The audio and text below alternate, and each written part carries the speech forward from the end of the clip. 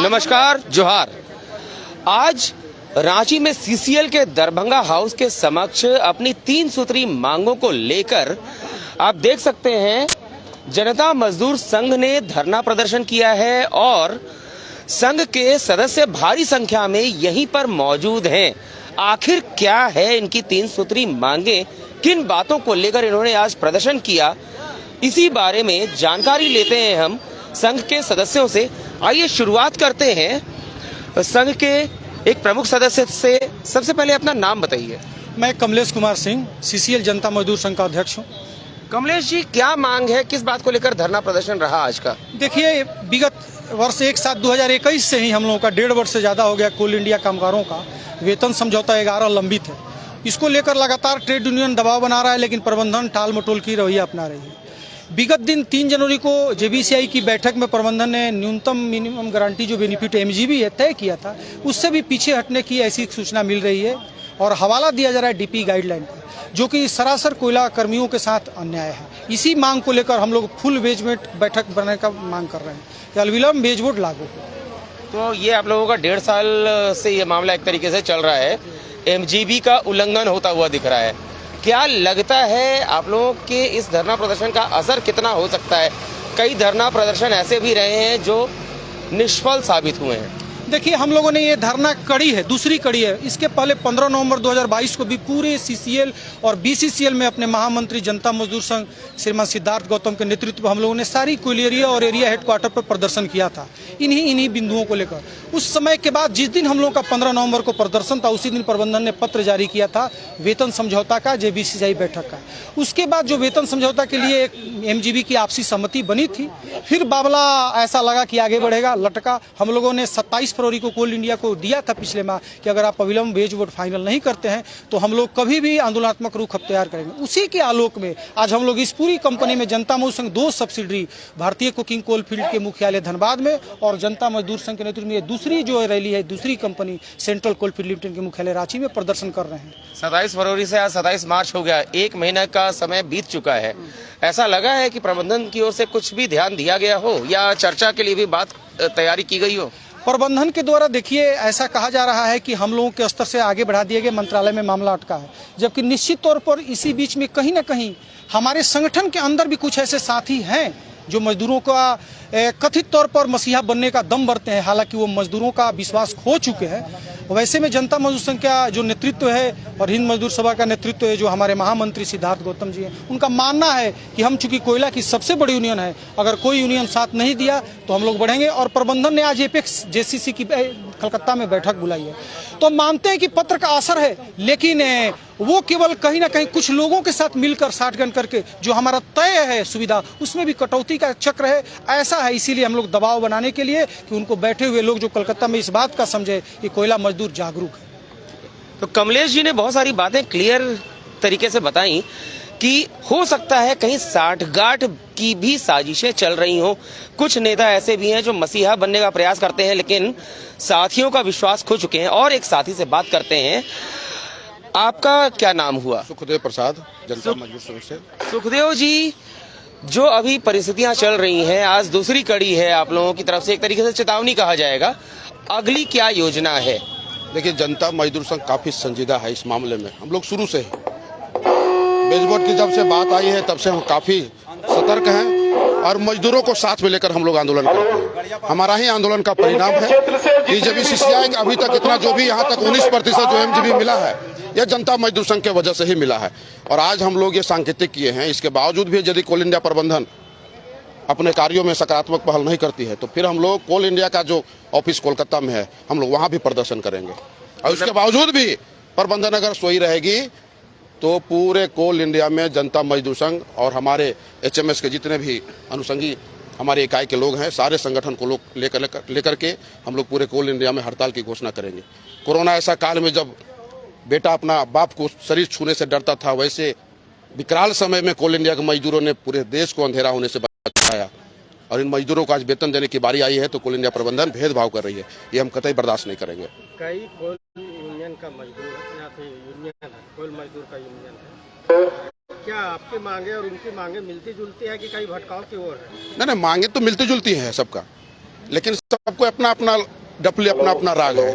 हम काफी सजग हैं, हम संजीदा यूनियन हैं, हम मजदूरों को साथ लेकर के चलते हैं, हम उसके सुख दुख में साथ निभाते हैं। इसलिए हम लोग को लगा, हमारा नेता सिद्धार्थ गौतम जी, उनको लगा कि कहीं न कहीं प्रबंधन पिछले दरवाजे से इस बार फिर मजदूरों को ठगने का काम कर रही है। इसलिए उन्होंने आदेश किया कि नहीं, मजदूरों के साथ लेकर के हम लोग प्रदर्शन करें, दबाव बनाएं, और हम लोग लेकर के रहेंगे। माइनिंग क्षेत्र में कुछ लोगों की भी समस्या होती है, क्या आपका यूनियन उनका समर्थन में? बिल्कुल, जहाँ से कोयला प्रोडक्शन होता है, परियोजना का जो पीठ होता है, वहाँ पर काफ़ी समस्याएं मजदूरों को रहती है। लेकिन हम जनता मजदूर संघ के हमारे जितने भी परियोजना स्तर के शाखा ब्रांच के अध्यक्ष सचिव हैं, उनके नेतृत्व में भी हम लोग वहाँ पर उनके हर समस्याओं के साथ हम लोग उनको निष्पादन करते हैं। सुखदेव प्रसाद। और हमारे साथ और भी साथी हैं, आइए इनसे भी जानकारी लेते हैं। क्या लगता है इस धरना प्रदर्शन का आज दूसरा कड़ी है। सुखदेव जी ने कहा कि जरूरत पड़ा तो कलकत्ता में भी हम लोग प्रदर्शन करेंगे। कितना असर होने जा रहा है, क्योंकि माइनिंग का क्षेत्र ऐसा है जो हमेशा कहीं न कहीं दोहन का शिकार होता रहा है। जी, केवल कोल इंडिया का घेराव ही नहीं करेंगे, बल्कि जरूरत पड़ी तो पूरे कोल इंडिया का चक्का जाम कर देंगे और प्रबंधन की ईंट से ईंट बजा देंगे। उनको मजबूर होना पड़ेगा। उनको सबसे ज्यादा घमंड आउटसोर्सिंग पर है कि आउटसोर्सिंग के कामगारों से और कॉन्ट्रैक्टर से प्रोडक्शन कर लेंगे। लेकिन अगर यूनियन अगर चाह लेगी, अगर हम लोग चाह लेंगे, तो जो दलाली करके और आउटसोर्सिंग के कॉन्ट्रैक्टरों से मिल करके उत्पादन और मजदूरों का शोषण होता है, एक दिन वह समय आएगा कि आउटसोर्सिंग के कॉन्ट्रैक्टर और मैनेजमेंट दोनों जेल के अंदर हो जाएंगे। इसलिए मजदूरों की मांगों को हर हाल में 19% MG देना ही होगा। और भी जो अन्य सुविधाएं हैं, जैसे कुछ मजदूर हैं जो एक्स मजदूर हो चुके हैं, जैसे वो ड्रिलर का काम करते थे, अंडरग्राउंड का डिजिग्नेशन था, अंडरग्राउंड्स में काम करते थे, और अब उनको ओपन कास्ट में काम करना पड़ रहा है, तो उनका डिजिग्नेशन चेंज करना होगा, उसको उस कैटेगरी में लाना होगा। ये मांगे हैं। अधिकारियों को जितनी मेडिकल सुविधा मिलती है, वो कहीं से बीमार पड़ते हैं अपनी दवा करा लेते हैं, कोई रेफर की जरूरत नहीं पड़ती है, उनके सारा बिल पास होता है। और मजदूरों के साथ ऐसा नहीं होता है। उसके लिए हम लोग कटिबद्ध हैं कि जो सुविधा अधिकारियों को मिलती है वही सुविधा मजदूरों को भी मिले। यहाँ तक कि आउटसोर्सिंग में जो ठेकेदार के मजदूर हैं, उनको भी उसी तरह की सुविधा मिले। इसके हम लोग पक्षधर हैं। ये हम लोगों की डिमांड है। मैं रविंद्रनाथ सिंह, केंद्रीय सचिव, जनता मजदूर संघ और CCL सेफ्टी बोर्ड का मेंबर हूँ। एक और साथी से हम जानकारी लेना चाहेंगे कि जो मामला है अभी, इसका क्या निष्कर्ष निकलने वाला है। आखिर निष्कर्ष क्या निकलेगा। देखिए, हम लोग तो अभी लोकतांत्रिक तरीके से धरना प्रदर्शन कर रहे हैं और प्रबंधन को ये भाई बता रहे हैं कि हम लोग को जल्दी से जल्दी जो 19% का जो एग्रीमेंट हुआ है, एक तरह से उसको लागू किया जाए। और ये लोकतांत्रिक तरीके से अगर नहीं मानती है तो फिर हम लोग अगला स्टेप पे जाएंगे। फिर धरना प्रदर्शन के बाद हम लोग, जैसे अभी हमारे प्रवक्ताओं ने कहा कि हम CCL का जो हेडक्वार्टर है, कोल इंडिया का हेडक्वार्टर है, हम लोग कोलकाता में वहाँ धरना प्रदर्शन करेंगे। हम अपनी आवाज़ को बस CCL हेडक्वार्टर से लेके आपका कोल इंडिया का हेडक्वार्टर से लेकर कोयला मंत्रालय तक पहुंचाएंगे।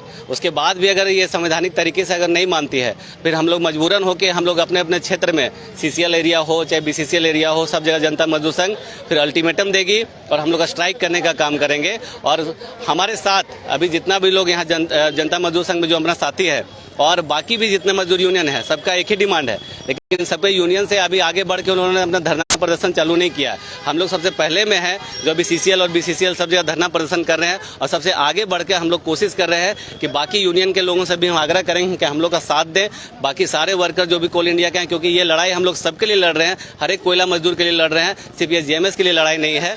मैं आह्वान करूंगा कि सभी कोयला कर्मियों का हम साथ दें और हम लोग कोल इंडिया से लेकर सब जगह प्रदर्शन करेंगे। और उसके बाद नहीं होगा तो हम लोग कोल इंडिया के सभी इकाइयों में जहां जहां हमारा संगठन मजबूत है, सभी जगह हम लोग धरना प्रदर्शन के साथ उसको बंद करने का काम करेंगे और प्रबंधन को ये कहेंगे कि जो अगर नुकसान आप जनता का करेंगे, नुकसान आप हमारे वर्कर का करेंगे, तो नुकसान हम आपका भी करने के लिए तैयार रहेंगे। और अभी हमारे प्रवक्ताओं ने कहा है कि आउटसोर्सिंग को लेकर मामला, उनको लगता है कि हम उनके साथ मिलकर खदान चला लेंगे। ये सोचना गलत है। जिस भरोसे के साथ जो मजदूर सीसीएल का जो मजदूर है या कोल इंडिया का मजदूर है, जो परमानेंट मजदूर है, जितना उसका आस्था और विश्वास जुड़ा हुआ है कंपनी के साथ, लगाव जुड़ा हुआ है, एक उनका भाई उस पर आप भरोसा कर सकते हैं, क्रेडिट बना हुआ है, वो आउटसोर्सिंग का नहीं है। वो तो आज काम कर रहा है, कल कहीं काम करेगा, उसको अपने पैसे के लिए काम कर रहा है। लेकिन कोल इंडिया के जितने मजदूर हैं, उनका एक व्यक्तिगत लगाव कंपनी के साथ। उनको लगता है कि कंपनी आगे बढ़ रही है तो हम आगे बढ़ रहे हैं, और कंपनी के साथ कदम से कदम मिलाकर इतने वर्षों से कोल इंडिया को हमेशा प्रॉफिट में पहुंचाई है। तो कोल इंडिया का दायित्व तो बनता है कि उन वर्कर के भरोसे, जिनके वर्कर के भरोसे आज कोल इंडिया इस मुकाम पे पहुंची है, उस वर्कर को भी साथ लेके चले और साथ में प्रोग्रेस करे, सबका साथ सबका विकास लेके चले। मजदूरों की संख्या कितनी होगी? मजदूरों की संख्या कितनी है? कहाँ? पूरा कोयला क्षेत्र में 2,80,000 की संख्या है। ये झारखंड का बता रहे, ऑल ओवर इंडिया का? All over India. ये मांग भी है इंडिया लेवल पे? इंडिया लेवल पे ही मांग है। ये कोल इंडिया का ही लेवल पे मांग है। कोल इंडिया में जितनी भी अनुषंगिक इकाई है, चाहे सीसीएल हो, बीसीसीएल हो, एमसीएल हो, ईसीएल हो, एनएससीएल हो, सारा जितना भी सब्सिडी कंपनी है, सबका डिमांड कॉमन है। जो 19% का जो हमारा प्रॉमिस हुआ, उसको जल्द से जल्द लागू करना चाहिए। और उसके लिए हम लोग अभी 2 सीसीएल और बीसीसीएल में धरना प्रदर्शन किए हैं। हमारा यूनियन जहां ज्यादा मजबूत है उसके हिसाब से। और बाकी इसलिए मैं कह रहा हूँ कि कोल इंडिया का स्तर पर जहां जहां यूनियन, जो भी यूनियन मजबूत है, सब साथ में आके मिल के आए और साथ में मिल के हम लोग लड़े और सबका कोयला कामगारों का हक और अधिकार को दिलाए।